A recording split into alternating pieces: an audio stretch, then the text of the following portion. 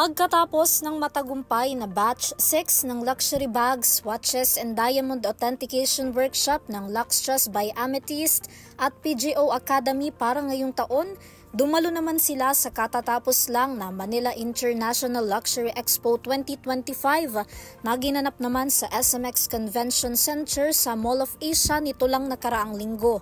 Dinaluhan ito ng iba't ibang mga bag sellers, collectors, buyers, watchmakers, jewelers at designers na nagsilbi rin bilang exhibit ng mga luxury items. Ang Luxtrust by Amethyst sa pangunguna ng owner nitong si Ms. Jonelle Rufino ay naging major at special partners ng Manila International Luxury Expo 2025. We are one of the platinum sponsors of this event, SMX Convention Center, Manila International Luxury Fair, the first in the Philippines, and we're very happy to be part of this event. Isa rin sa mga espesyal na dumalo sa expo ang Lux White na isa sa mga malalapit na partners ng Luxtrust. Sa naturang event, nagkaroon ng pagkakataon ang mga may interes sa bag, watches, jewelry at iba pa na makita ang koleksyon ng Luxtrust by Amethyst na maaari rin nilang bilhin.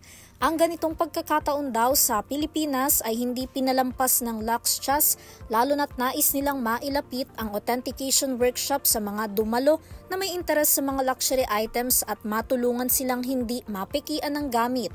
This is the first Manila International Luxury Expo and we can't miss it because Luxtrust by Amethyst is the one and only in the Philippines holding the luxury authentication workshops. In partnership with PGO Academy, we've been doing this for over a year and wala pa kaming kaparehas sa Pilipinas. That is why we're here to represent all those who love luxury and all those who only love and value the authenticity of their luxury items. Sa pamamagitan din daw ng mga ganitong expo at authentication workshop na kanilang isinasagawa, mas naiaangat nila ang estado ng luxury sa Pilipinas na kaya nang makipagsabayan sa ibang bansa.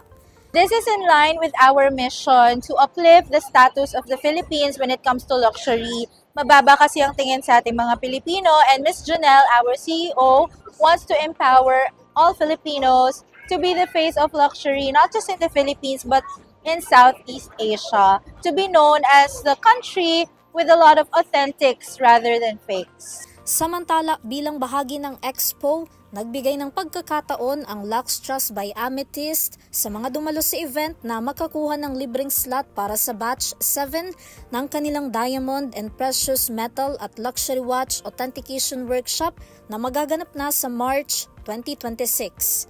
Para sa EuroTV News, Vanessa Cleofas, sumasaludo sa bawat Pilipino.